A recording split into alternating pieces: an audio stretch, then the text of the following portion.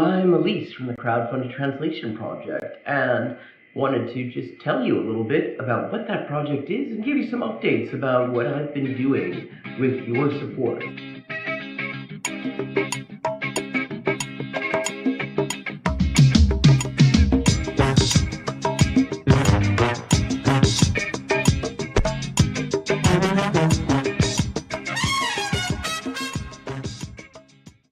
The Inessa Armand project.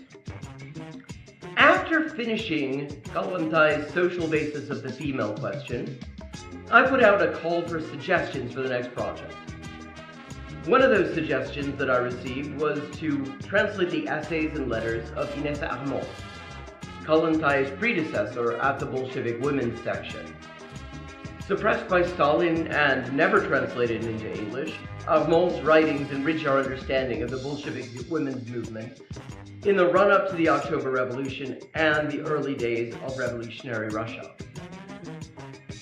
With your support, I have been able to translate all of her extant essays and am currently raising the last $1,950 to cover the cost of translating the remainder of her extant works, which at this point is just her correspondence. If you would like to support the project, all contributions are beautiful. You'll find links in the description.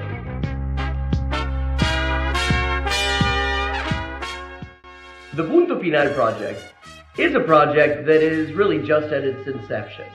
Punto Final, for those unfamiliar with it, i.e. likely most of the people watching this right now, was a magazine edited by Manuel Caviese Donoso that ran from 1965 to the eve of the 1973 CIA-backed coup in Chile, and then from 1989 to 2018, publishing a grand total of 894 issues. In addition to being a platform for theoretical and ideological debate, they were also a source of excellent political journalism. Their real-time analysis of political developments in Chile, the rise of the Unidad Popular, the looming coup, and the limits of electoralism has aged extremely well, and is well worth reading for anyone interested in the period. The Indian left is sort of in a media bubble, and the Anglosphere left really doesn't do a great job of breaking that bubble and really building connections there.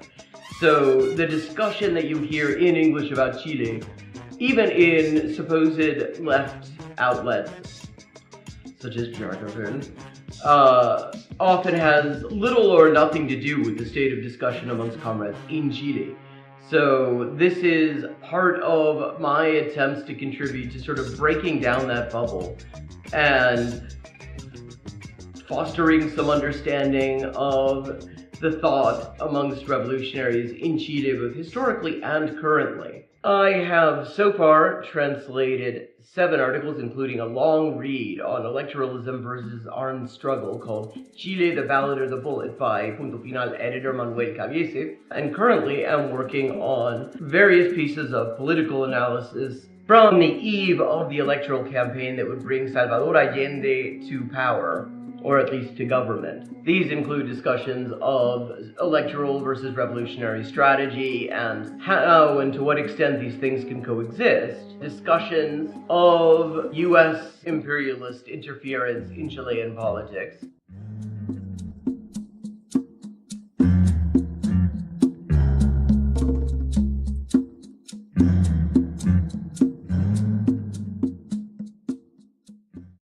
One of the challenges of this project, since its inception, has been getting the word out. The billionaire-controlled black box algorithms that dominate our lives don't like small creators or small projects.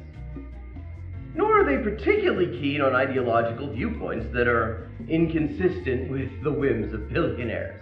What's more, they positively detest anyone who isn't paying for reach. And then they turn around and make it ever harder to do even that in a useful way.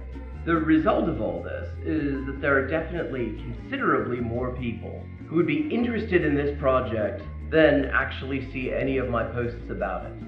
And that's why I have a small favor to ask you. Tell your friends about the Crowdfunded Translation Project. Share the completed translations Link the Patreon and the Facebook pages. All those links are in the description. Let people know that this project exists and what it's all about. Let them know that I want to hear their ideas for future crowdfunded translation projects at crowdfunded_translations@elisehendrick.com. And if you've got any ideas, I'd love to hear them. Ultimately, the crowdfunded translation project is for us all.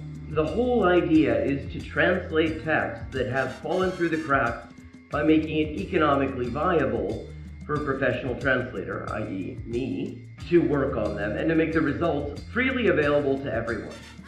I think that a lot of great things are coming out of the project, and even more can result from it yet. But it all depends on making the project visible to the people who might benefit from it and consider supporting it. Thank you for watching for this length of time. I hope you found it interesting, and I hope that it will encourage you to get in touch with the crowdfunded translation project, look at our translations, to get in touch with, to get involved with the crowdfunded translation project. Make suggestions, read the translations, let people know that this exists. This could be a great resource, but it's been a real fucker trying to get the word out about it. So thank you very much. Even watching this and commenting and leaving a like and sharing it on your platforms, or even to yourself in an email apparently, will help increase the visibility of this video and thus of this project. Thanks so much, and see you on the next stream. Thank you very much. Even watching this and commenting and leaving a like and sharing it on your platforms, or even to yourself in an email apparently, will help increase the visibility of this video and thus of this project. Thanks so much, and see you on the next stream.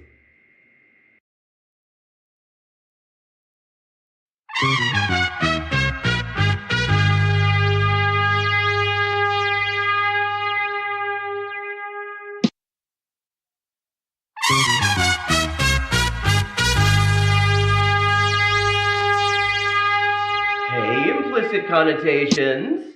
Well, I'm Elise from the Crowdfunded Translation Project, and wanted to just tell you a little bit about what that project is and give you some updates about what I've been doing with your support.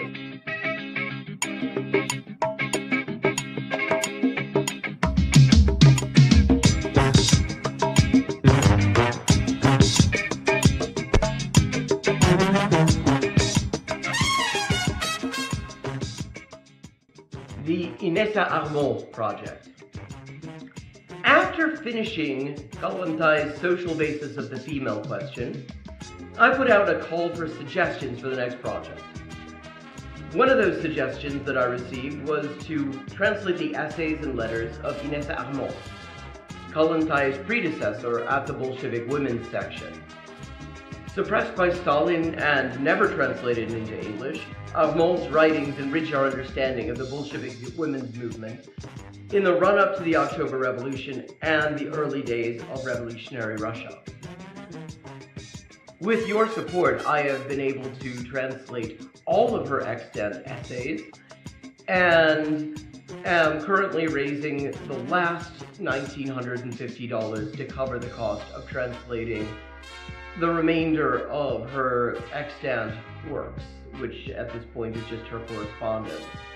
If you would like to support the project, all contributions are beautiful. You'll find links in the description.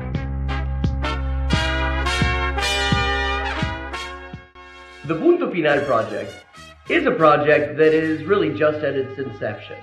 Punto Final, for those unfamiliar with it, i.e. likely most of the people watching this right now, was a magazine edited by Manuel Caviese Donoso that ran from 1965 to the eve of the 1973 CIA-backed coup in Chile, and then from 1989 to 2018, publishing a grand total of 894 issues.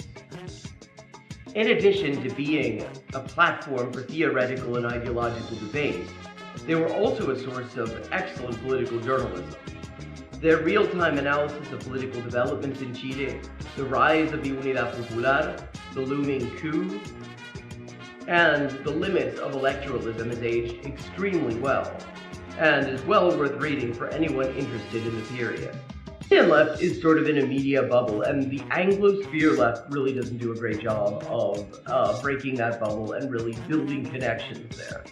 So the discussion that you hear in English about Chile, even in supposed left outlets, such as Jargon, often has little or nothing to do with the state of discussion amongst comrades in Chile. So this is part of my attempts to contribute to sort of breaking down that bubble and fostering some understanding of the thought amongst revolutionaries in Chile, both historically and currently. I have so far translated 7 articles, including a long read on electoralism versus armed struggle called Chile, the Ballot or the Bullet by Punto Final editor Manuel Cabiese, and currently am working on various pieces of political analysis from the eve of the electoral campaign that would bring Salvador Allende to power, or at least to government. These include discussions of electoral versus revolutionary strategy and how and to what extent these things can coexist, discussions of US imperialist interference in Chilean politics,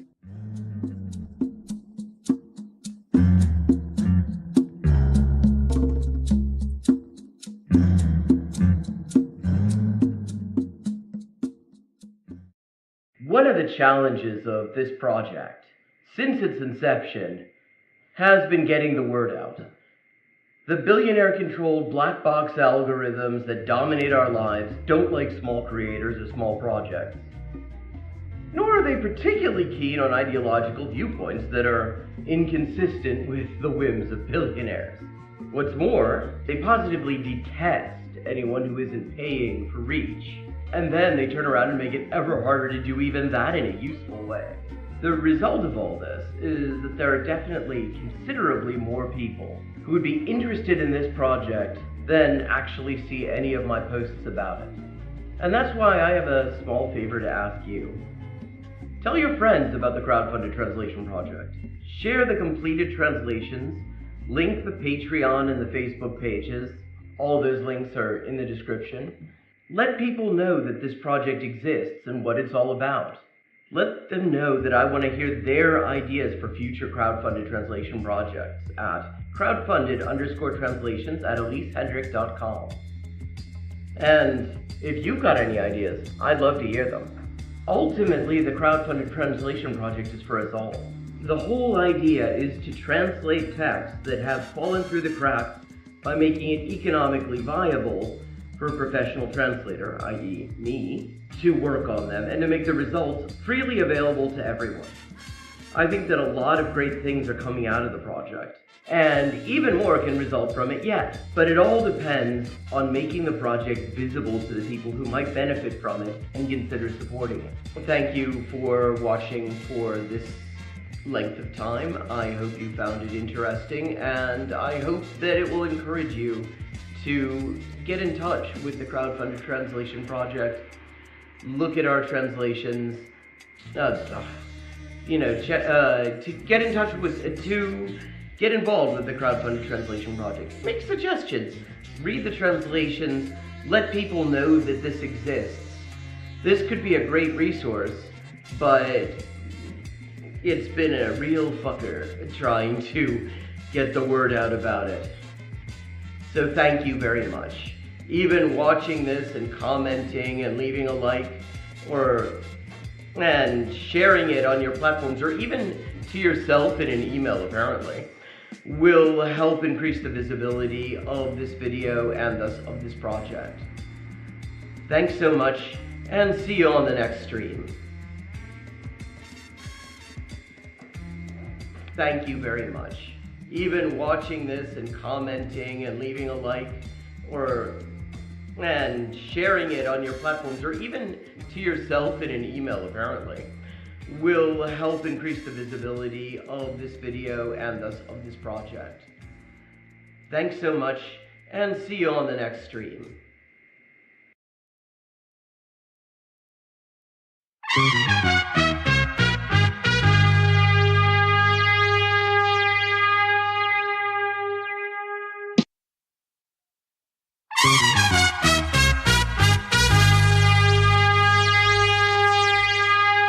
Hey, implicit connotations. I'm Elise from the crowdfunded translation project, and wanted to just tell you a little bit about what that project is and give you some updates about what I've been doing with your support.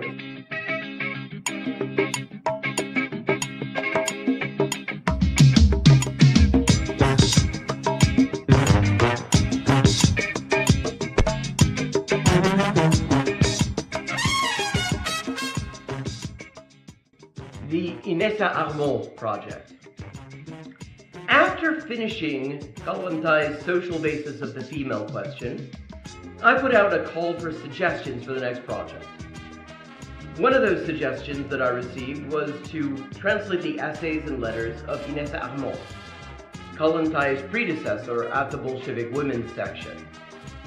Suppressed by Stalin and never translated into English, Armand's writings enrich our understanding of the Bolshevik women's movement in the run-up to the October Revolution and the early days of revolutionary Russia.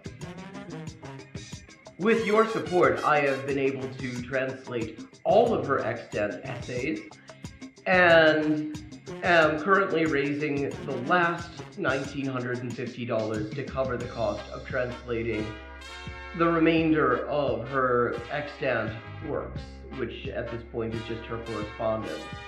If you would like to support the project, all contributions are beautiful. You'll find links in the description.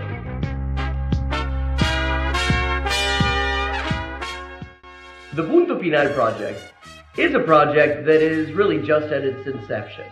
Punto Final, for those unfamiliar with it, i.e. likely most of the people watching this right now, was a magazine edited by Manuel Caviese Donoso that ran from 1965 to the eve of the 1973 CIA-backed coup in Chile, and then from 1989 to 2018.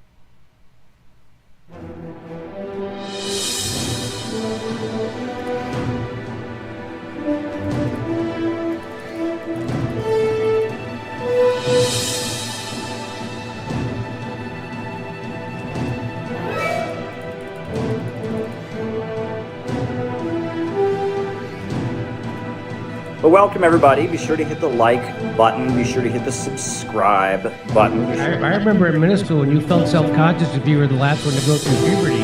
That really went topsy-turvy, didn't it? Sometimes the Hasbara, it's too much explaining yourself and it's too apologetic. Be sure to hit the notifications bell. I actually do believe Israel won't just bomb countless civilians. Be sure to tweet this out. Be sure to put this up on your Facebook.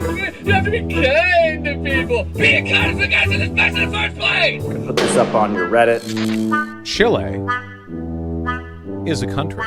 Be sure to cut and paste a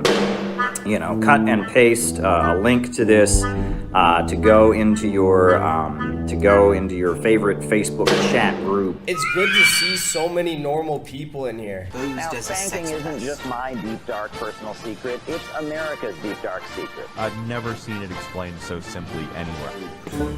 Put this on WhatsApp. Put this on Telegram. Put this on your favorite messenger app. Hello and welcome to the Untitled Anarchist Seagull channel. I'm your host, an Untitled Anarchist Seagull called Elise. How's everybody doing today, chat? I don't know about you, but we've been having some interesting storms and flooding and other things today. And yesterday as well, actually. So, let's see what we've got. We've got some liberal slop here from David Pacman. I thought we might start out with that. Always good to start out with some lib slop. Emergency, Trump must be removed immediately. Like, that is an impressively Donald Trump. just evergreen title that, like, at any time in either of his terms you could have said that. So at a certain point, this is the thing that gets me about a lot of these slopcasters with their titles, is they're so nondescript and so algorithm pilled that literally they could apply to pretty much any random given day. So let's find out. Must be removed immediately. This is the logical conclusion from seeing him rant and rave like a lunatic last night, barely able to speak in a borderline criminal speech. Like, okay, again, this could be any time between, like, 2015 and now. You could not date this video just from hearing this. This would be a hell of a, like, DBQ on an AP history exam in a century. Donald Trump attempted to seize the airwaves in prime time to lie to us about... Well, I don't think he attempted to. I mean, he was on the airwaves in prime time. So I would say he was successful at that part. 2020. Now, I'm going to tell you what this speech is really about in a moment, but first let me give you Let's just note, okay, so this is why he must be removed immediately. Not the war crimes. Not the war of aggression. Not the genocide that he's still... that he is continuing on from Biden and is escalating again. It looks... I mean, basically some of the worst attacks on Gaza since the so-called ceasefire began. And none of that... Just, I mean, this. Of the atmospherics and set the tone.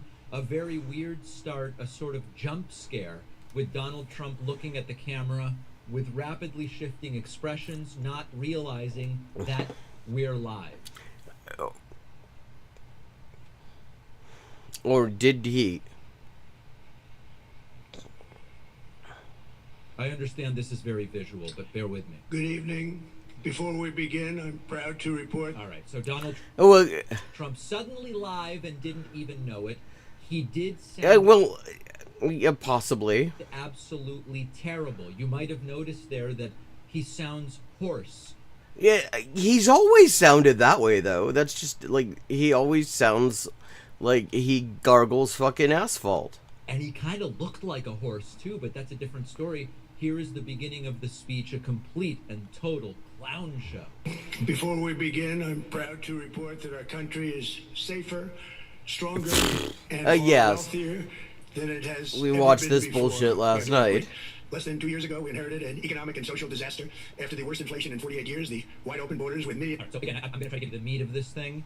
Trump ranting about how terrible everything was under Biden and how great everything is now. That's the context. Notable... Well, yes. Donald Trump really struggled to read, even inserting random words that were not on his teleprompter. Do we know what was on his teleprompter? Which, of course, he doesn't need. Barack Obama needed a teleprompter. Biden needed a teleprompter, but Trump doesn't. And I guess, you know, they had to pick a different teleprompter operator because it turned out Trump's regular prompter guy was betting on the betting markets. Wait, okay, so is he doing a bit here, or is there anything to this? Like, I have... And also, why is this what we're talking about?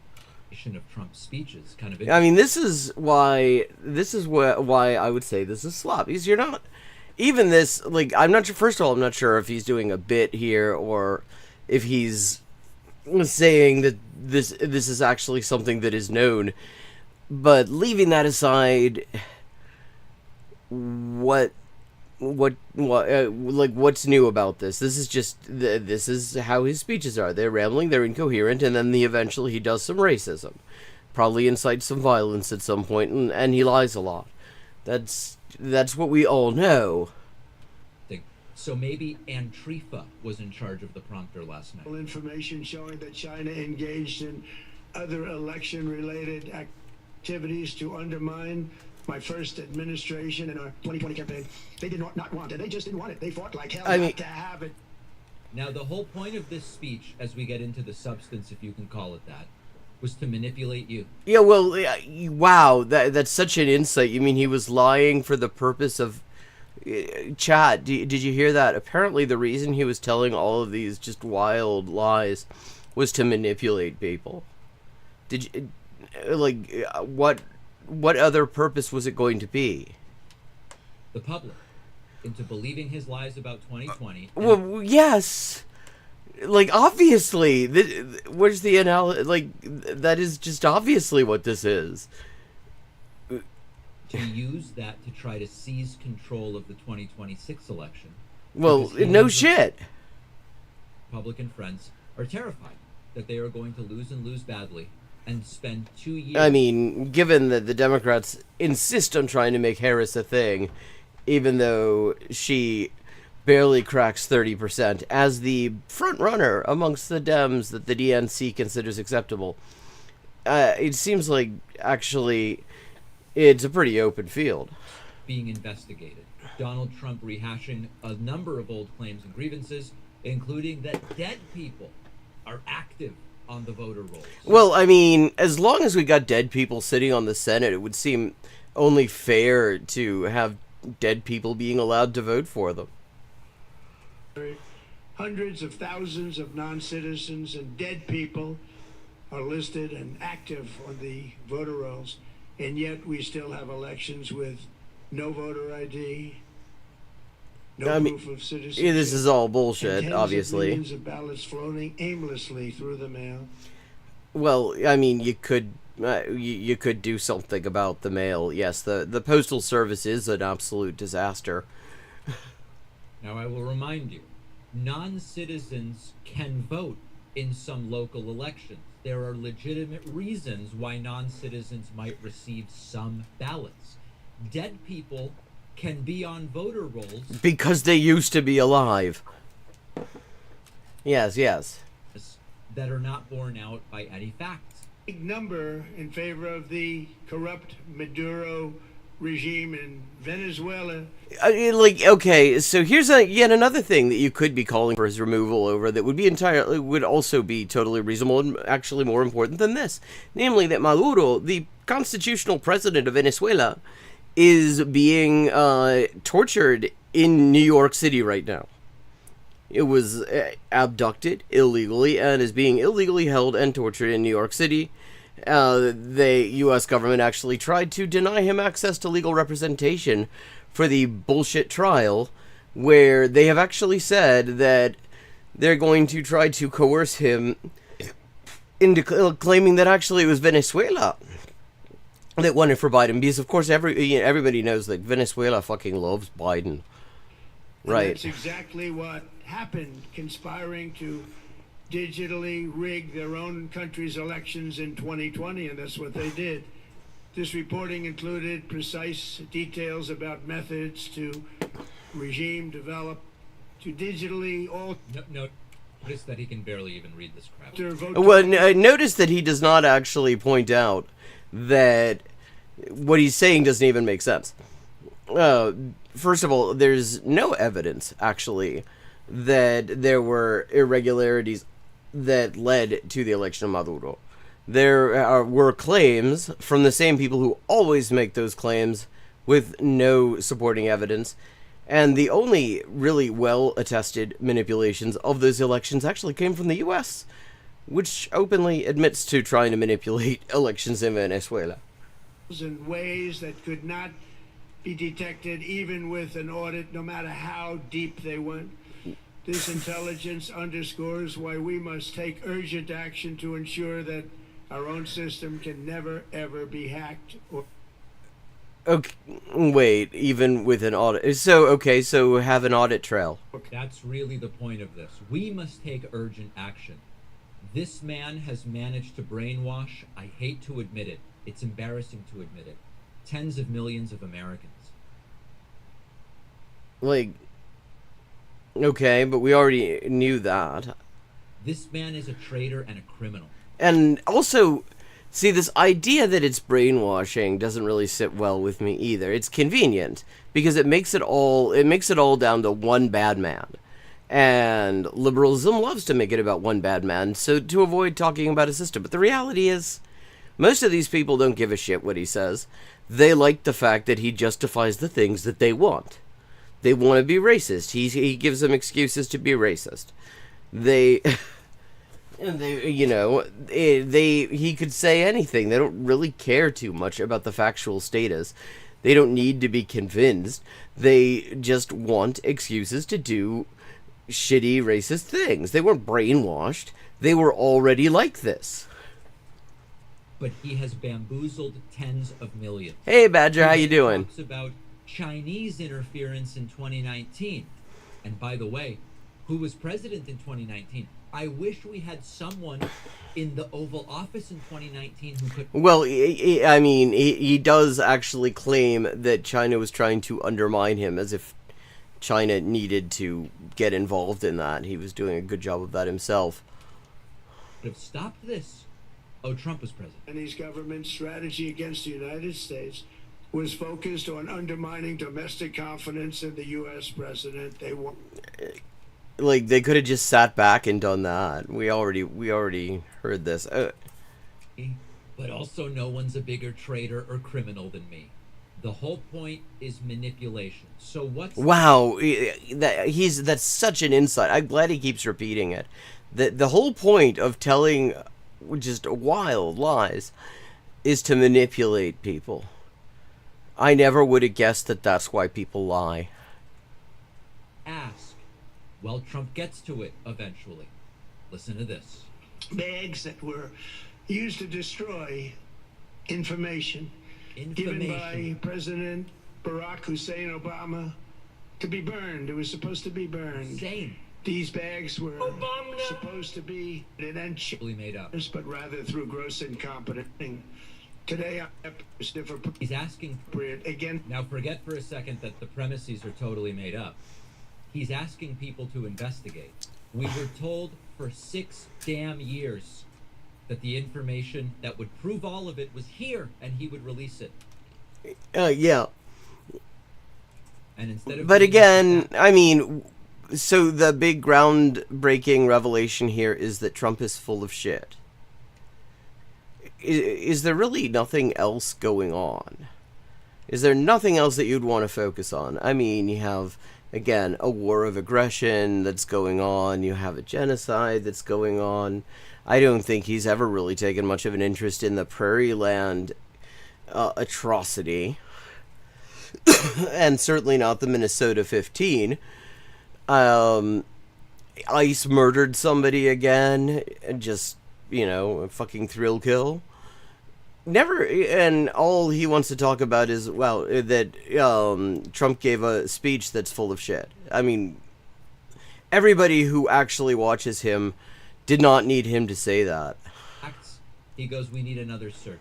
We need to keep looking, maybe for 2 more years. They've got nothing. Trump then indicates he's directing states to purge their voter rolls. If you were not planning on voting this November, this should infuriate you. Why specifically if you were not planning on voting this November, though? Like, if you were not planning on voting, then, I mean, does it really matter whether you've been purged from the voter rolls? It's whether you've planned. But, of course, the thing is, if he's talking about just basically hijacking the election, which is essentially what he's doing, then... You can't vote your way out of that. And that is, of course, the real weakness about talking about it, because they want to talk about it because, I mean, you can't not talk about it.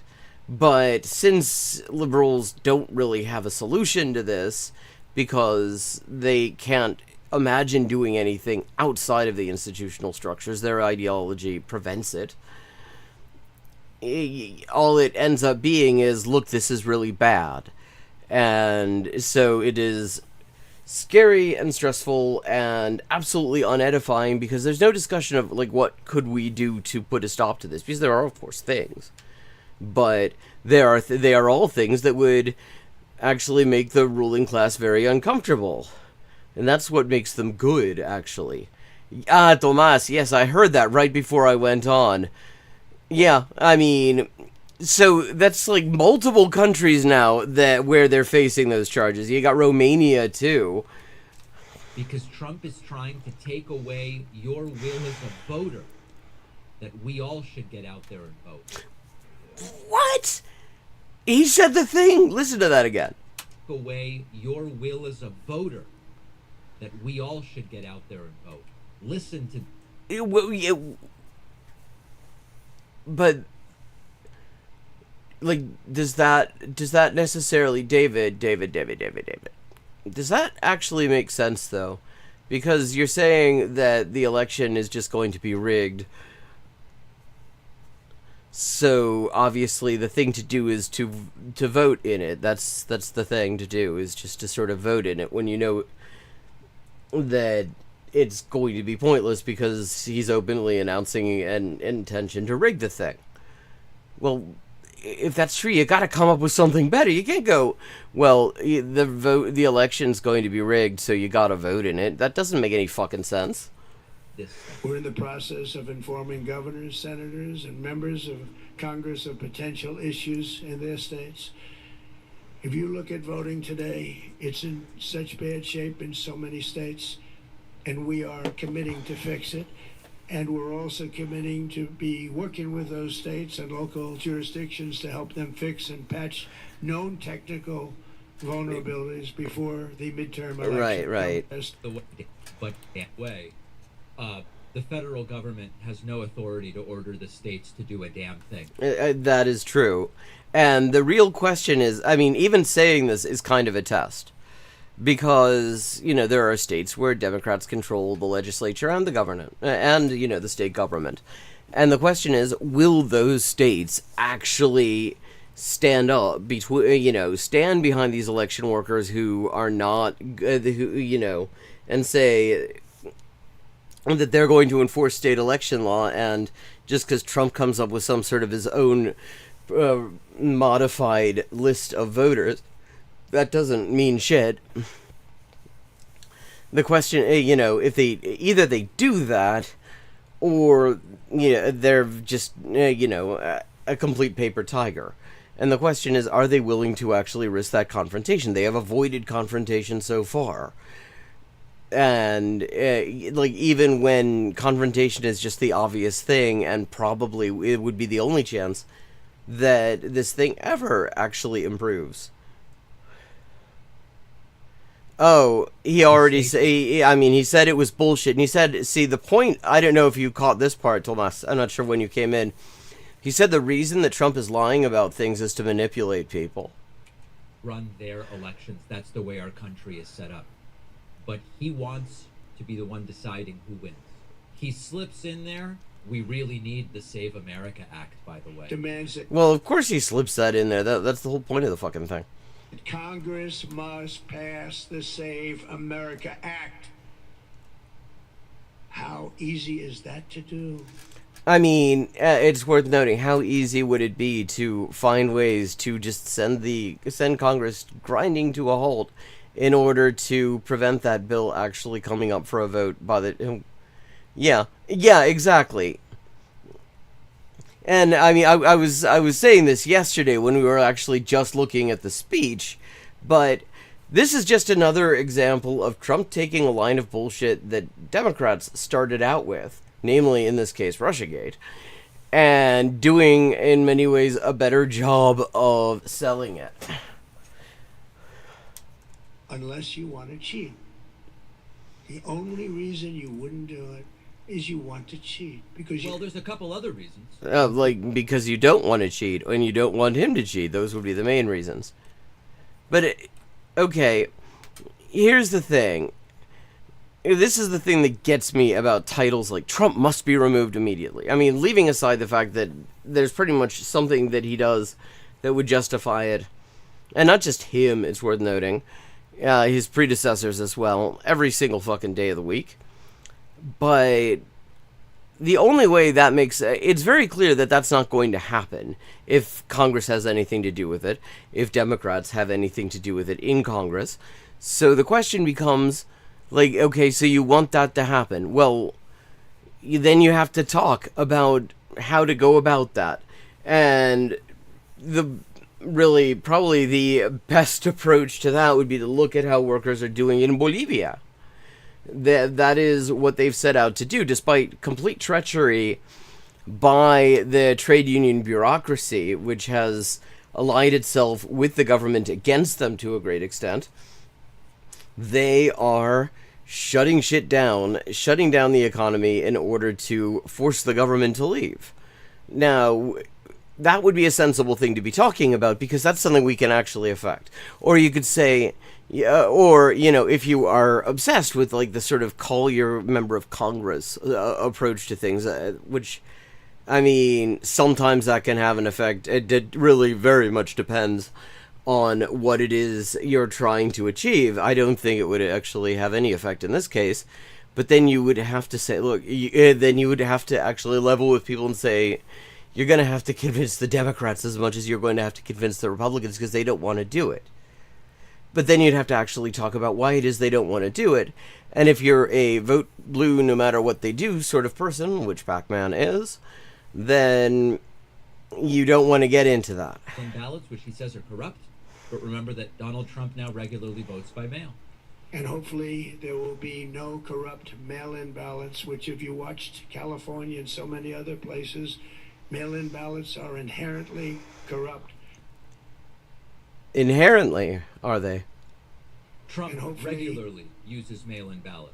Trump saying that all sorts of reports of Chinese election interference were kept out of presidential briefings back in... Oh, yeah, we were talking about this yesterday, and the reason what's really bullshit about that is he eventually admits the technique that's being used, which is to say, using raw, unvetted intelligence. So literally, any asshole who can come in off the street and tell the FBI or the CIA or whoever, look, there's this thing that's going on. And if somebody does that, they have to actually take it down, and somebody has the task of deciding whether it is anything. And you could literally, if you're just using raw, unvetted information that comes in to these, to these agencies, you could probably prove anything you want. Which is exactly why not all of it just immediately goes to the fucking president's daily briefing, because a lot of it is bullshit. 2020. They hid the information from is now under review, but it gets even worse. Raw intelligence obtained by here we go. in 2020. So somebody walked in off the street and said some shit to the FBI, and according to protocol, they took it down. So there's a record of it. But it didn't go anywhere, probably because there was nothing in it. By rogue bureaucrats stated that China's activities even included an attempt to manufacture illegal ballots for Joe Biden. Documents show that... and if he's seen the raw intelligence, he would have seen the name of the raw intelligence source. This period, dozens of... It could have been him. He could have walked in and said this shit. And they would have had to take it. They would have had to take it down as if it was an actual report, and then send it to their analysts to do their thing. CIA and NSA reports about China's election targeting were kept out of the presidential briefing. Kind of hard sometimes to translate everything into pictures and drawings that Trump can understand. Okay. So, I mean, this is another reason that I call this slop.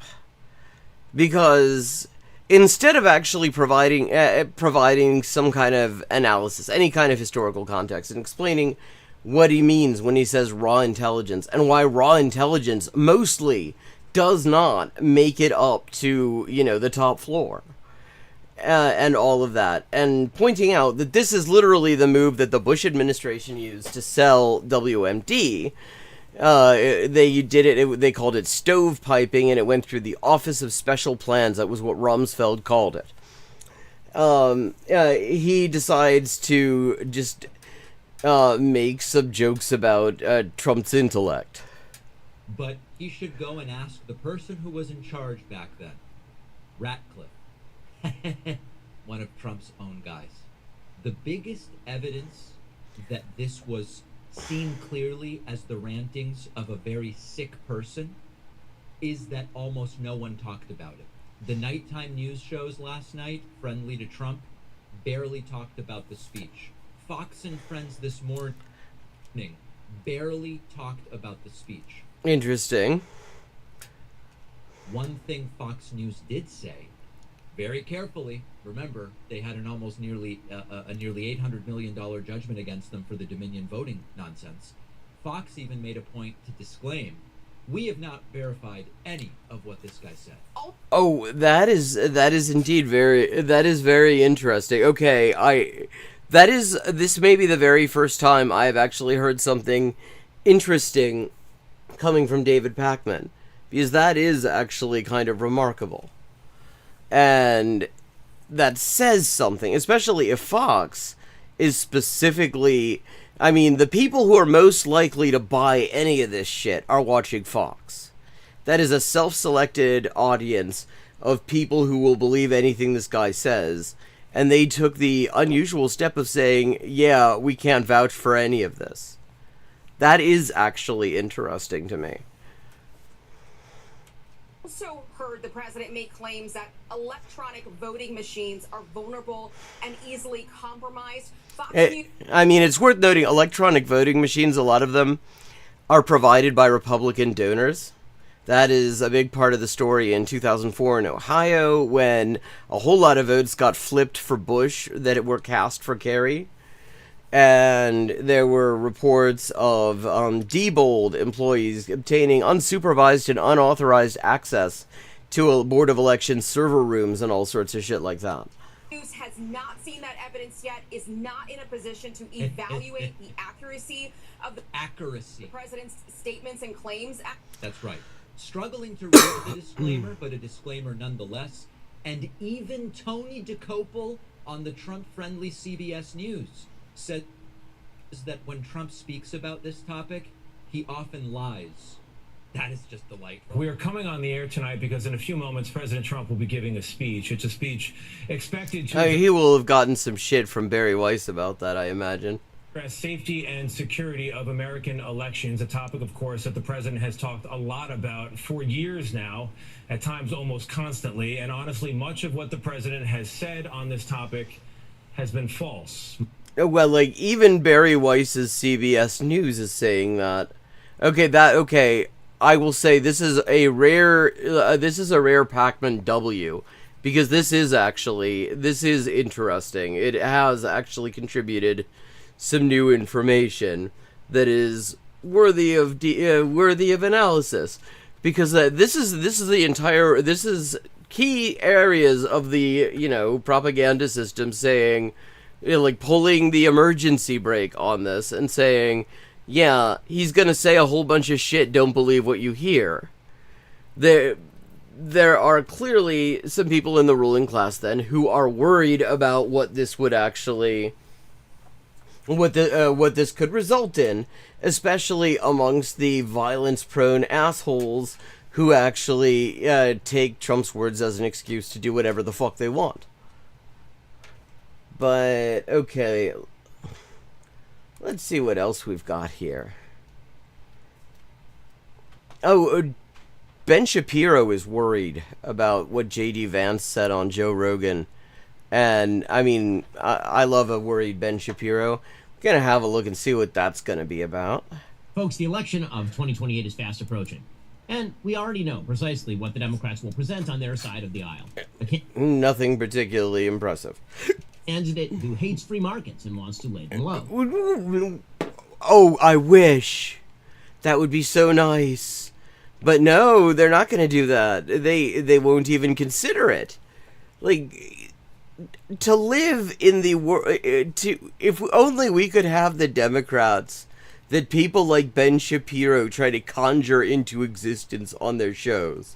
A candidate who sees America as a cancerous force in the world and would like a weaker, less muscular America on the world stage. Based, absolutely. That would be great. It's such a pity that this is bullshit. A candidate who embraces conspiratorial nonsense about systems that place the American dream supposedly beyond our reach.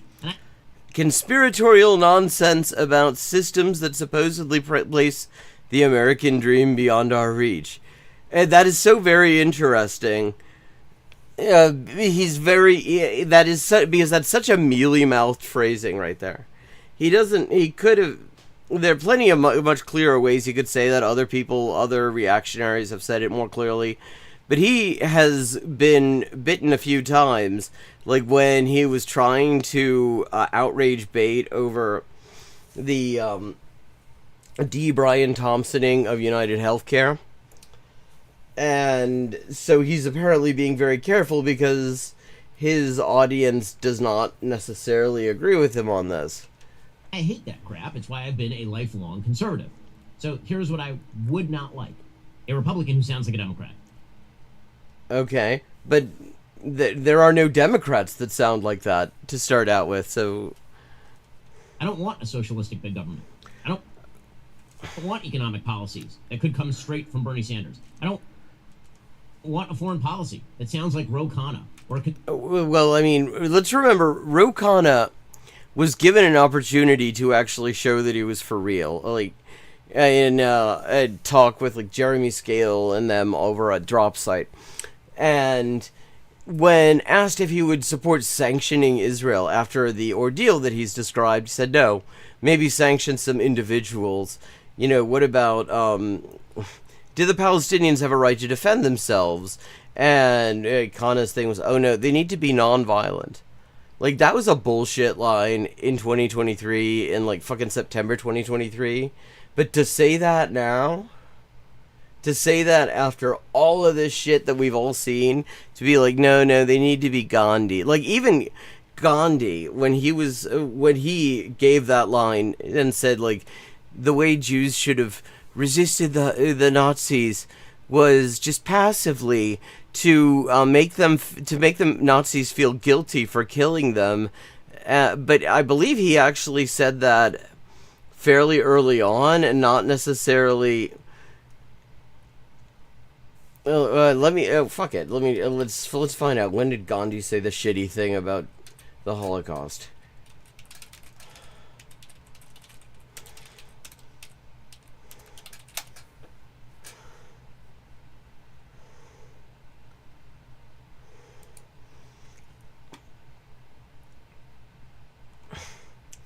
Okay, let's find out.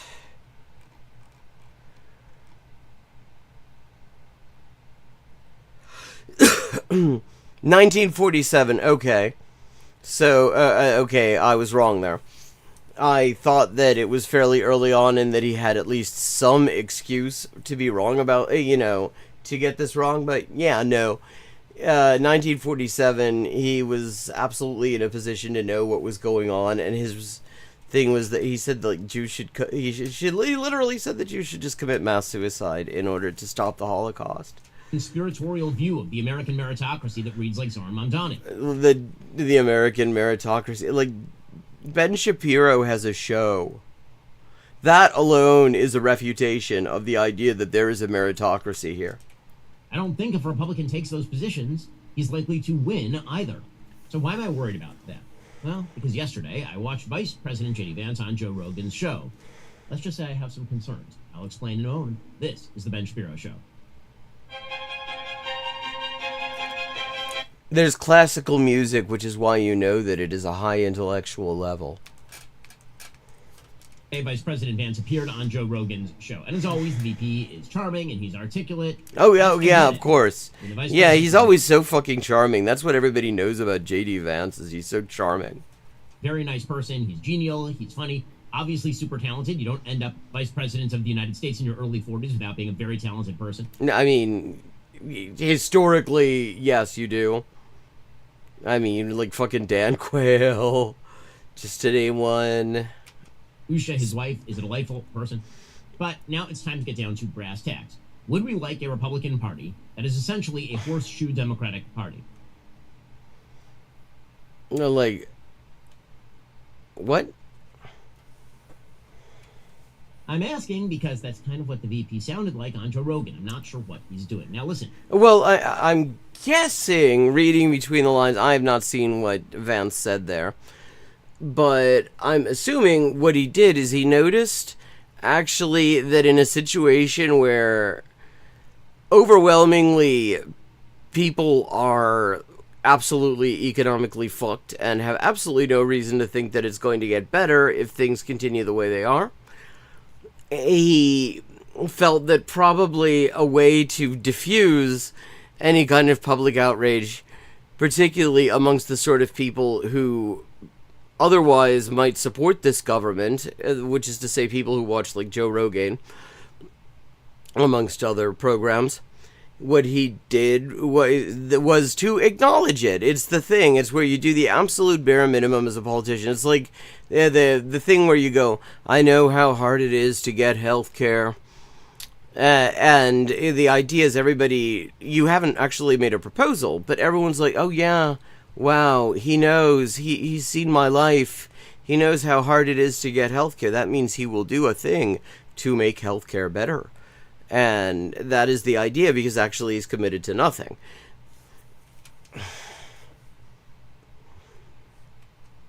I want the Democrats to lose. Not because I don't share their jersey, but because I do not share their fundamental principles. I mean, so far it sounds like he shares most of them. So, I'm looking to support candidates who, number one, actually oppose democratic policies. You haven't actually, he hasn't named one yet.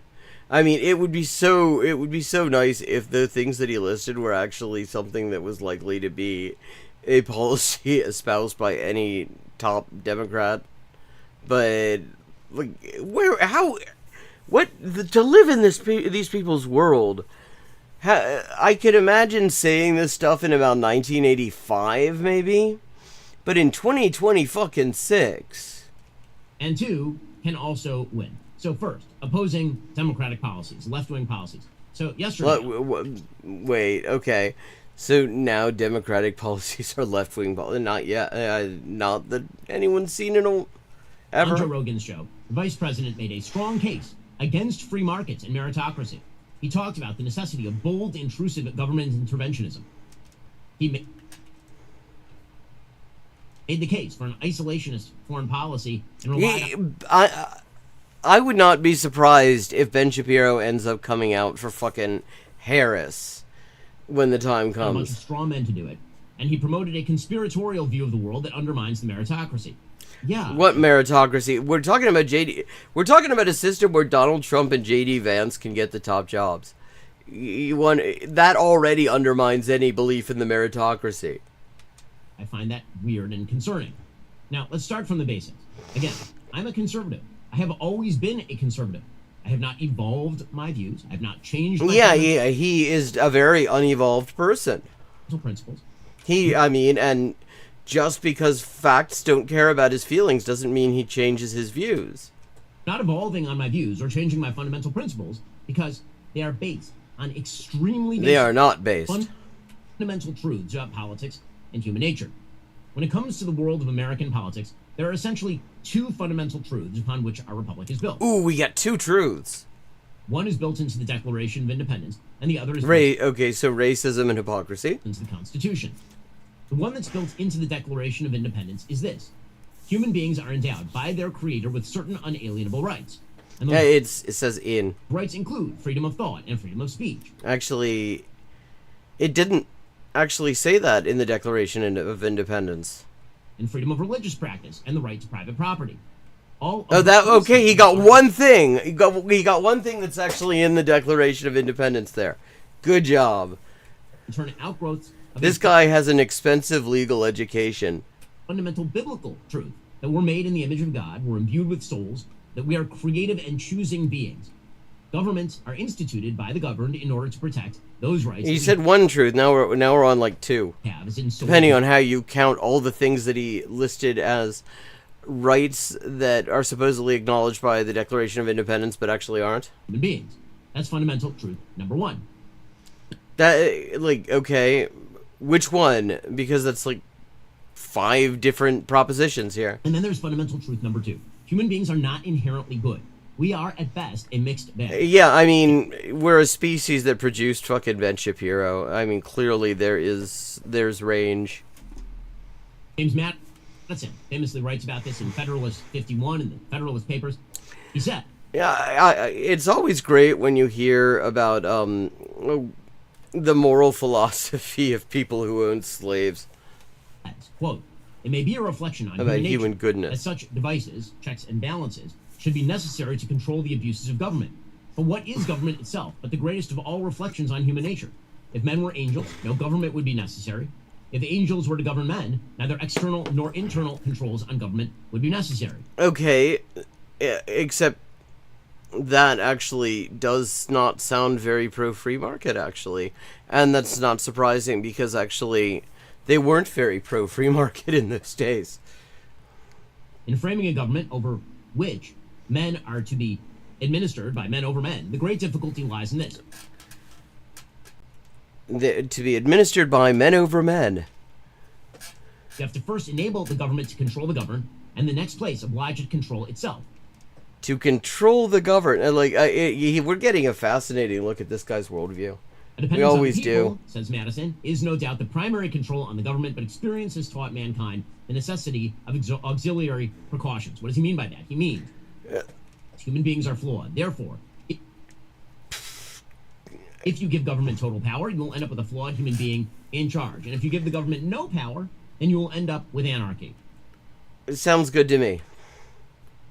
So, conservatives look at these two fundamental truths, and they come up with a few key propositions. Oh, I can't wait to be propositioned by Ben Shapiro. That apply in the political realm. Here are a few of those key propositions. Human beings have a right to economic freedom. What does that mean? What exactly is economic freedom, though? Do workers have a right to economic freedom? See, I mean, I would say that workers do have a right to economic freedom, which is why the means of production should be socialized. Private property. This means that your goods and your services and your work and your labor, they are yours. You get your work and your labor to choose what to do with them, because again, well, yes, you can choose the thing that you can do with them that will actually allow you to eat and pay rent and survive for another month, or you can choose to do the thing that won't. You are a creative being made in the image of God. Impositions by the collective on those rights had better come with a proportionate return. That's the basis in the Constitution of the so-called takings clause. That's the one that says that the government can only take private property from you if they give you just compensation. He left out the bit where it also has to be in the public interest, but that's not surprising because the Supreme Court has basically eliminated that bit altogether. Now you can just sort of take property in order to enrich developers, and it's cool. Free markets are not just a utilitarian concern. We don't like free markets just because they work. But that's good because, I mean, how are we defining work? I guess they make a lot of money for rich people. We like free markets. But then again, not always. Which is why when you look at actually what are described as free market policies, it's always market discipline for workers and then all sorts of protectionism for rich people. They are rooted in human nature. Really? The basic way that human beings work. And they are, in fact, protected by our system of government. There's a reason the founders were fond of both Adam Smith and John Locke. I mean, Adam Smith actually described this free marketeering as the vile maxim of the masters of man, all for us and none for anyone else. And yet another proposition, the world is filled with nefarious people. We're watching Ben Shapiro. We do not need to be told that there are nefarious people in the world. Family of nations, that we're all best friends, that naturally we all believe the good things. That is specious and it is foolish. Our system, the American system, is in fact superior.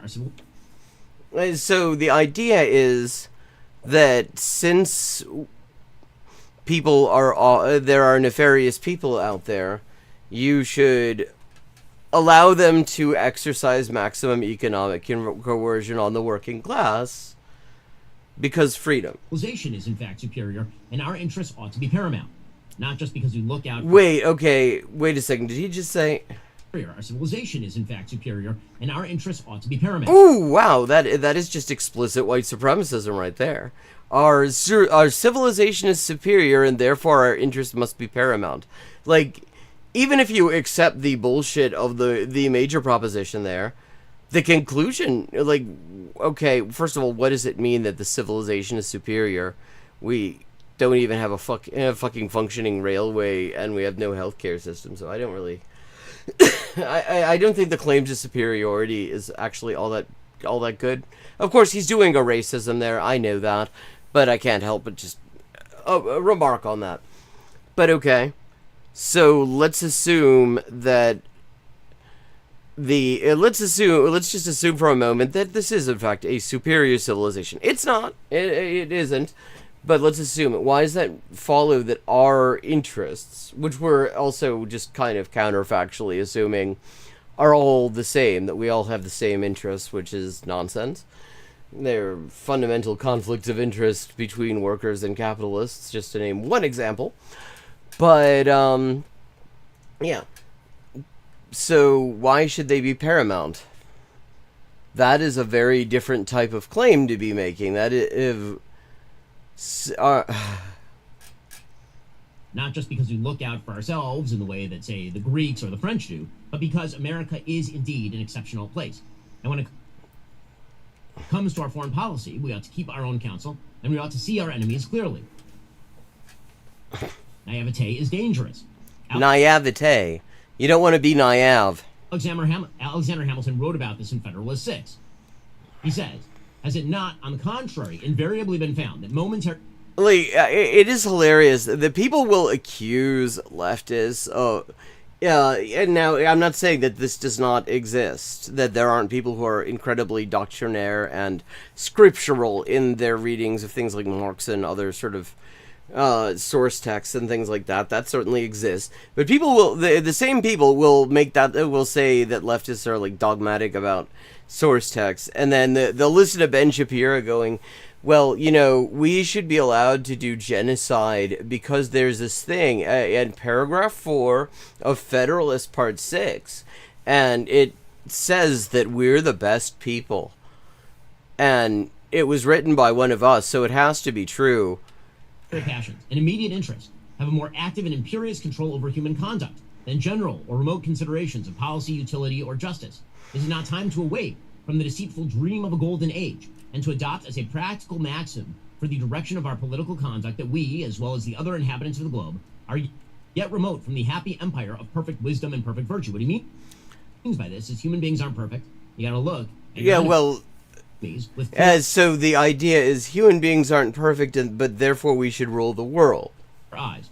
And finally, traditional conservatives are highly skeptical of unevidenced conspiracy theories. Why? Yeah, I mean, they're absolutely... I mean, they aren't the ones who actually really have created most of them. Well, because we believe in meritocracy.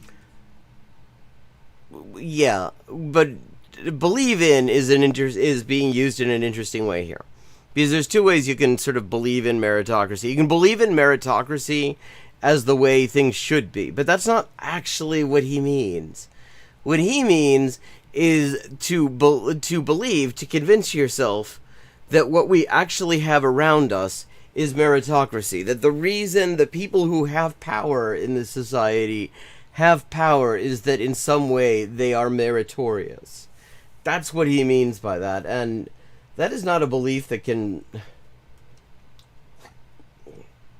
survive much of anything unless you just have a personal interest in holding on to it. And conspiracy views of life are usually excuses for demoralization on the individual level, right? You can't run your own life, somebody else is running it. Well, but, okay, somebody else is running it. You were just talking about how there is a system of government. There are people who have power over people. I mean, even if we accept the idea, okay, let's accept that there is meritocracy in the United States. There isn't. There's no meritocracy in the world. That's just nonsense. But then what we're saying is there are people who have power over your life, but they're the best people. Well, that's an excuse for you not to do the thing you're supposed to do. It's what's the thing you're supposed to do? An excuse for tyrannical consolidation of power by evil people in order... Well, except that you've just given the perfect alibi for tyrannical consolidation of power by evil people, because you say any time that you point out that there is tyrannical consolidation of power by evil people, you're just you just don't want to believe in meritocracy.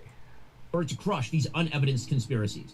It's a big conspiracy of the elite Give me power. I'll centralize it, and then I'll use it against all those people in order to free you of the conspiracy. Again, conservatives... Well, like, this is literally what right-wingers have been doing all along. Believe in a meritocracy. That a free system, a good free system, rewards the people who deserve it. Well, then the only conclusion is that this isn't one. Conspiratorial slop is the theory that the only people who are successful have rigged the game. And these motherfuckers, this guy is with the Daily Wire, who have spent years coming up with all sorts of amazing conspiratorial slop about why it is that Hollywood acknowledges that, you know, that people don't want to throw queer people into a wood chipper and, you know, puts black people in movies and stuff. People who buy into those conspiracies want to overturn all the systems that actually make meritocracy possible in the first place. Okay, so again, I want to sum those principles up because, as we'll get to, they are in controversy. So, I would say so. I mean, that's the thing. It's like, I actually kind of wonder because, remember, this is a broadside against J.D. Vance. Conservative. You ought to generally... He has actually kind of laid the groundwork here, because what he said is that the Democrats are normally a bunch of communists. I mean, it's like, ojalá, weón. Oja fucking la. But yeah, they're not, you know. The Democrats are normally a bunch of communists, but what I want to vote for is somebody who believes in the free market and meritocracy and lots of imperial violence. And, like, he could easily, if the grift demanded, say, you know, I set forth certain criteria for who I support, and in this case, it happens to be a Democrat, and or something like that. I could see him actually doing it. One, in private property and free markets, not just because of utilitarian concerns, but morally, because free markets are good and private property is good. Citation needed. Like, okay, I love how he just says, oh, but morally, because these things are good. He does not actually explain why they're good. There are exceptions, of course, but that is the general rule. Two, you ought to believe in a realist but moral foreign policy, that America has moral interests in the world. What the hell is a moral interest in the world? But also be realistic about the fact the world is not a kind place. And third, the world, see, it's the world that isn't a kind place. The U.S. is lovely. The U.S. doesn't do anything bad in the world. It's just that the world isn't a kind place. That's why why the U.S. does genocide, because the world isn't kind. You ought to believe you're a conservative in responsibility and duty, and yes, the meritocracy. And one of the big enemies of all of that is baseless conspiracy theorizing. He keeps using the word baseless because he knows he's going to want to to rely on the same sort of bullshit for the means for the ends that he considers fit. So here's the thing. If I want a big, intrusive, anti-free markets government or a foreign policy rooted in both moral relativism and weakness, I mean, it boggles the mind that anyone is actually trying to make the case that U.S. foreign policy has anything to do with morality after this. I'd gotten the impression from the way the discourse has shifted that most of the people who talk about this had realized that there was just no way you could do that anymore because the mask is completely off. We've all seen what this is. But he's still trying to find a way to talk about the moral foreign policy of providing ammunition to racist snipers who like to use toddlers' heads for target practice. If I want baseless conspiracy slop, you can go to the Daily Wire. You can just vote Democrat. But of course, that's why I don't vote Democrat, because I oppose those things. And listen, I hope the vice president opposes those things too. That's why I'm concerned about the stuff. I still haven't heard what this motherfucker said, so I'm skipping ahead. Republicans still fundamentally have a cool problem, right? There's something more charismatic, more cool about like literally anyone else. It's true, they are absolutely cringe about the Democrats as opposed to. Oh no, I mean they aren't either. They're cringe as fuck too. The right. And so you said something about there are too many dorks or something on the right. There's a lot of dorks. Yeah, I mean like the fucking Joe Rogan's there. Of course there are. Yeah, I mean, dorks and losers and chuds and fucking nonces and creepy bastards.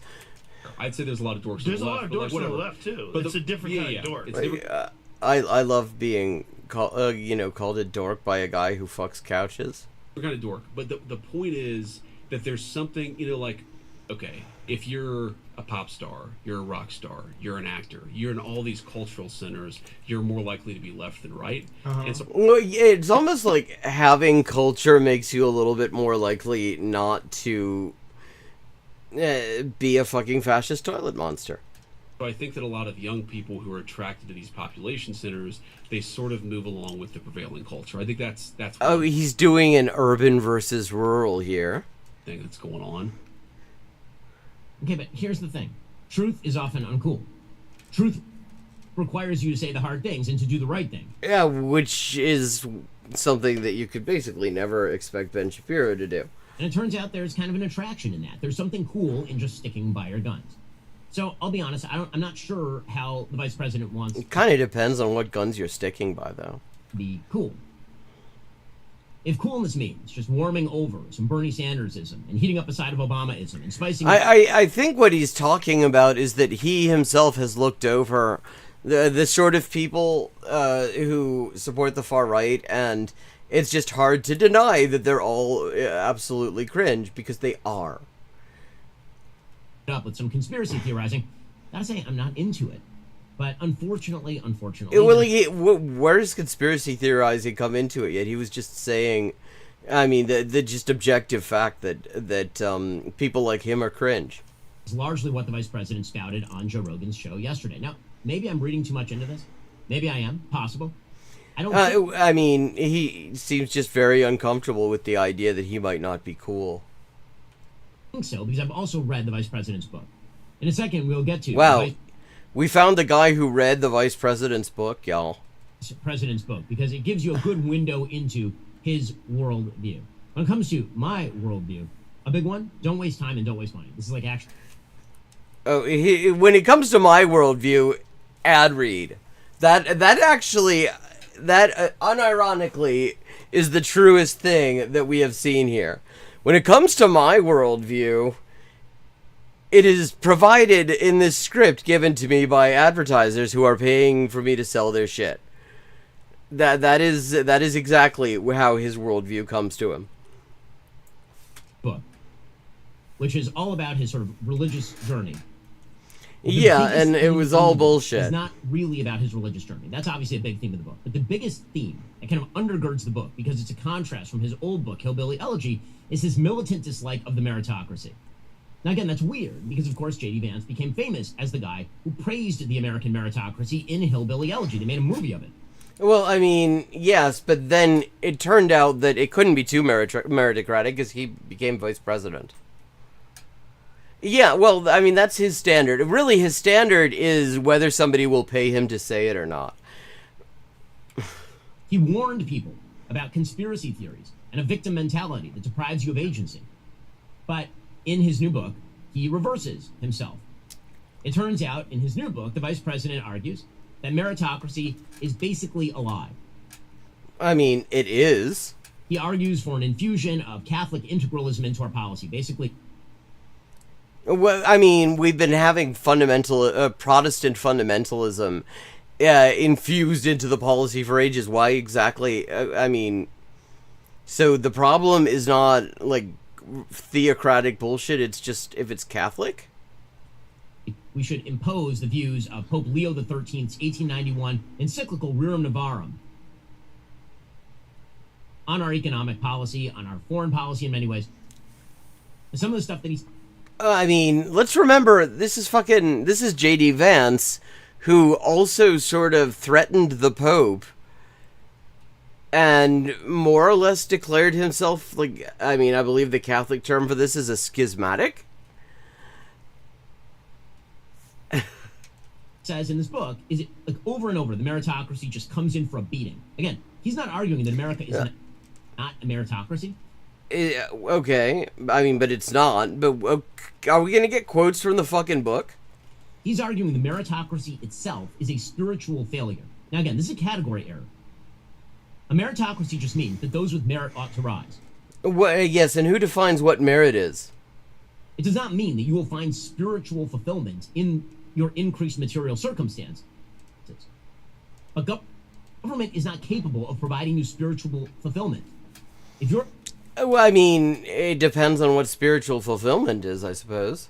If you're looking for God's fulfillment via the grace of government, I would humbly submit you are looking in the wrong place in the first place. The American... I mean, also, it is sort of weird to hear him trying to talk to Catholics about theology. Like, there are fundamental, like, you think this guy tends to make a bit of a thing about like being a somewhat, being a somewhat religious Jew and everything, and yet he talks about theology as if like like his theology is the same as like fucking Protestant theology and shit. And no, it fucking isn't. That's not how any of that stuff works. Like, fucking choose. Meritocracy is what has made us the most powerful, prosperous, and free country in the history of the world. I thought it was the huge amount of salt water between the U.S. and anyone who might want to remonstrate with the U.S. Ripping into the meritocracy because you find it spiritually unfulfilling is certainly a bizarre view, but that's exactly what the VP does in his new book. So he writes, for example, the meritocracy had made alluring promises, but had failed to reckon with the big questions. I wasn't aware that the meritocracy is supposed to reckon with the question of your relationship with God. That's not what it's built to do. This is like criticizing a hammer for not being a screwdriver. The vice president writes in his book. Okay. What? The meritocracy had focused my mind on the crude and superficial, credentials, careers, money. These things might have been necessary, but they could never form the basis of a truly good life. Who made the argument they could? Well, I mean, surely when you say that a particular system is good, that a particular way of organizing is... We'll leave aside the question of whether there is an actual meritocracy in the U.S. or indeed in the world. There isn't, but that doesn't matter here. If you're saying that a particular system should exist, that this is the way a society should be organized, you are inherently making some claim about it being a good thing. Now, how you define a good thing is a question that you have to answer. Like, yeah, and it is a question that you always have to interrogate with this when somebody else is doing it and when you're doing it. But you are necessarily making a claim about it being a good thing for people, or at least for some people. So, I mean, I would say that when people say that meritocracy is good or actually exists, well, no, with saying that it's good, they probably are making some claim about it being good for people's lives. Well, like, because otherwise, why are you backing it? Essentially, my parents became full-scale Orthodox when I was 11. So since childhood, I've been a very religious person. The meritocracy is wonderful. Like, okay, you've been a very... Then why are you acting like your theology and, like, Catholic and Protestant theology is the same thing? Like, surely you should know the entire basis of it is fundamentally different. The entire approach to things is fundamentally different. It has nothing to do with me going to synagogue. The vice president goes on. He says, Ayn Rand's message, the celebration of aspirations and achievements, the refusal to accept excuses, would reorient my entire life in subtle and ultimately destructive ways. I mean, it's fascinating that that's what he thinks Ayn Rand's message was. I mean, because the whole idea is, of course, that rich people are somehow oppressed by the people who actually know how to do stuff and should go away and try to live on their own. And every few years, some rich people try to do this, and it always ends up in a fucking disaster, or it's just a scam. So, in other words, if you celebrate aspiration and achievement, If you refuse to accept excuses, that apparently is destructive. He says it's one thing to celebrate achievement, it's something else to build your life around it.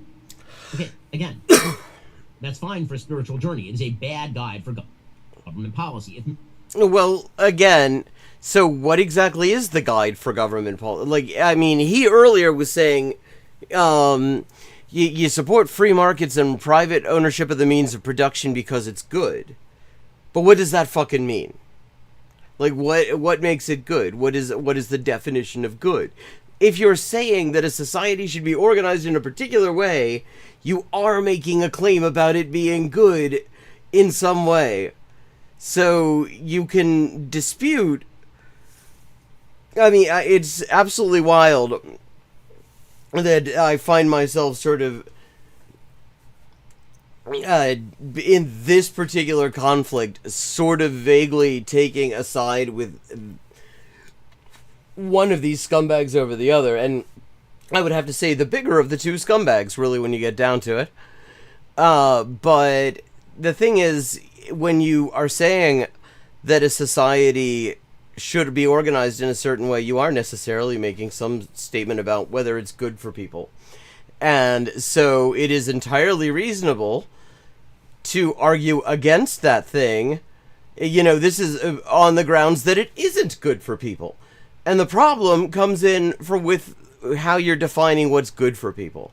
Like, I mean, what either of these two motherfuckers, Vance or Ben Shapiro, thinks is good for people is, like, it would be nauseating to even contemplate.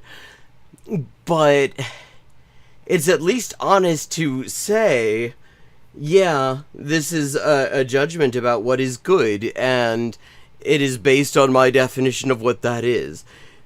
Ben Shapiro is fundamentally sort of, I mean, it's like just straight up neoliberalism, where the whole idea is it's just technocracy.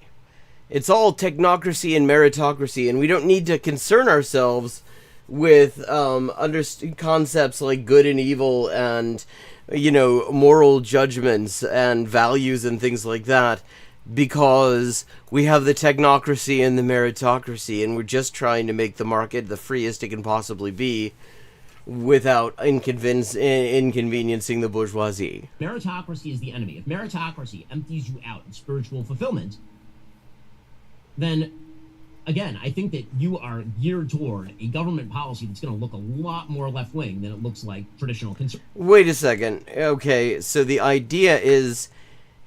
Okay, leaving aside... So he starts out with the idea that this actually is meritocracy. That the reason... Okay, so he's not challenging the fundamental question here. Namely, whether the reason that all these rich motherfuckers are rich and powerful is that they have, you know, great merits or something. I mean, which is bullshit, obviously, but he's accepting it because it's a flattering worldview, because he's one of these rich motherfuckers. He is accepting that and saying it wasn't good enough in some way. That it left him unfulfilled or some shit. Well, again, if you are making a value-driven argument in favor of one system over another system, that comes into it. And of course, the idea that you're necessarily, that if you reject but the idea here, I almost lost track of what I was saying. That happens, I think you'll probably have noticed. But the idea that it will, if you abandon this notion of meritocracy, that inherently means it's going to move to the left, is an interesting claim, to say the least. I mean, it lends itself just as much to feudalism. Again, if the problem here is that the meritocracy didn't give J.D. Vance personal fulfillment, that wasn't its job. He became rich and famous because he is smart, and because he is clever. But he's none of those things. And all of those things. But if your idea is that the failure of the meritocracy to provide you spiritual fulfillment is a failure of the meritocracy, and you need government in order to fix all those problems, you got a problem. And this is the kind of stuff that the vice president was pushing on Joe Rogan. So Joe Rogan essentially... Like, I mean, this is just wild.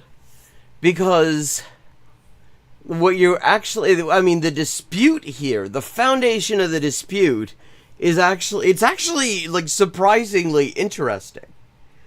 Because what you have, again, is, on the one hand, you have... I mean, it's essentially sort of a utilitarian approach. It says, we want the society to be organized in this way, because we think it will bring things that we consider good.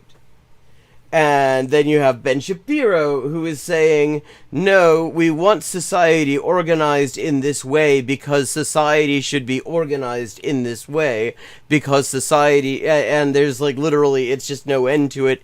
It's fucking turtles all the way down. And that is very much neoliberalism. And what J.D. Vance is coming at is actually much... I mean, fucking Ben Shapiro thinks everything is left-wing. So it's not surprising that he immediately thinks, oh shit, J.D. Vance is a secret communist. Because he's talking about spiritual fulfillment. But... it is very much the neoliberal worldview, where you're not supposed to be thinking about values and thinking about whether a particular social order is doing the things that you think that a society should be doing, or even really thinking about what it is that a society should be doing, because you're supposed to just accept that society does not exist, and just, you know, working your ass off for rich people and then starving. It makes the case that what we have to do is we have to essentially get involved in promoting the lie that capitalism rigs the system, and then we have to promote... Oh, but it does.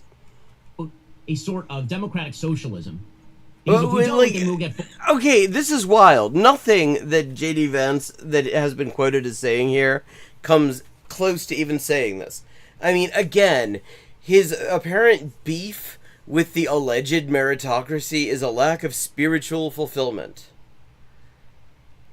And fucking Ben Shapiro's own words were that this was actually leaning in the direction of Catholic integrism. And somehow he gets out of this that this is a call for social democracy? Full-scale socialism. Hey, look. I mean, the answer to that is no. You could just call out the lie. The system is not, in fact, rigged. And by the way, if we want to talk about rigged systems, probably if we're going to look for people who are... Wait, what? Is this going to be a segue into another ad read? Rigging supposed free markets to their own benefit, we probably should be looking to the political class, which is constantly getting rich off of its own connections. Well, yes, because the thing is, within capitalism, the political class is only going to be the political class because of their connection to the people who actually have the power, the people who own everything. So, yeah, of course they're all getting rich off of it. And this is also why it's absolutely pointless to get money out of politics as long as there's capitalism, because there are a million ways you can get the exact same outcome, even with much tighter regulation of campaign financing. Like, I mean, you just have to look at Western Europe. There are all sorts of backhanders and things like that constantly going on. And shit that is done openly here would get you sent to prison there. But I don't see the vice president doing that too much. Here's the vice president yesterday with Joe Rogan. Does the socialism thing scare me? Yes. Is it the wrong solution? Yes. But... I mean, it's nice to know that it scares him. One thing I try to persuade my fellow Republicans of is socialism is the alternative if we don't have a pathway to give people a sense that the system is not rigged. I mean, what he's saying here... I mean, it's funny, because actually I have heard, like, DNC mouthpieces make the exact same point. Namely that, I mean, because what he's actually saying here is that a huge number of people are looking at a life that is quite miserable, and with every prospect of it getting worse, you know, over time, have seen, you know, their living standard just constantly decline, and have seen nothing from the political class other than either, a constant debate between I'm going to make your shit even worse and there's nothing we can do to make your shit any better. And so what he, and not he alone, I should say, again, like I've seen like people who speak for the DNC also making this kind of argument and saying is, if you don't give them some sort of sense that they have some buy-in to this regime, then you're going to lose the regime is going to lose their support. It is going to lose legitimacy. That is what he's saying. He's not arguing for socialism. He's not saying, he's very clearly not. I mean, it would be ridiculous to think that he actually thinks socialism is a good idea. But he understands that when you have this many people who are living in fucking misery, you either have to give them some sense of buy-in with the existing regime, or they're going to become the revolutionary class that gets rid of the existing regime. And he, as a representative of the existing regime, or, these, like, fucking DNC talking heads as well, also representatives of the existing regime, they have a very obvious interest in finding some way to get people buy-in. This is, like, you could read this in counterinsurgency manuals. You look at, I think it's Field Manual I-23 for the U.S. Army, their counterinsurgency manual, and it's all about finding ways to give the occupied population some sense of buy-in, some sense that they have some interest in the continuation of whatever regime the U.S. has imposed on them. And that's all he's saying. He's saying, acknowledge the reality. But of course, we know Ben Shapiro doesn't want to acknowledge the reality. He couldn't deal with the fact that his comment section lit up with criticism of him from his fans over his take on, like, fucking Brian Thompson and everything. He could not take that because it meant acknowledging that actually a whole lot of people, including people who otherwise think that he's pretty, think he's worth listening to for some reason, probably because they're also quite racist. Also look at the insurance industry and see it as one of the greatest enemies we have. And that the American dream is attainable. That's like our job. He's saying, what he's saying here is, if you don't, again, that the American dream is attainable.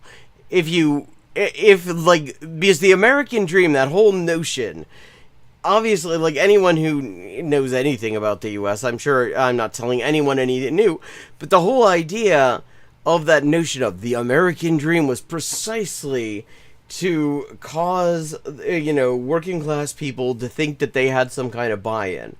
And in the post-war economic period, the special economic period, you could do that because the U.S. basically had no economic competition internationally.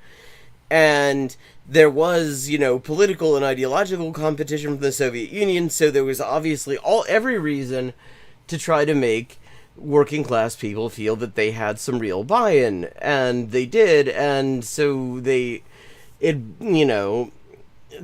blunted any kind of revolutionary edge they had previously had. And what he's literally just saying here is, there's a revolutionary edge that needs blunting, and if we don't blunt it, we're the ones who are going to be wearing egg on our faces in the end. We have to do. I'm not saying Rome was built in a day. It's not going to be easy to undo some of these economic trends, but man, we ran the experiment.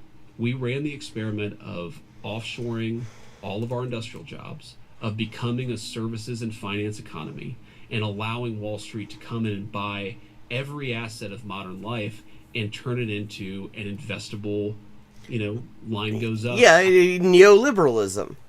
This is neoliberalism versus paleo-conservatism. If you aren't Ben Shapiro, who sees socialism everywhere, because he literally is incapable of understanding anything other than neoliberalism. And what has that done? It's created a generation of kids who kind of are attracted to socialism. You have to fix that problem.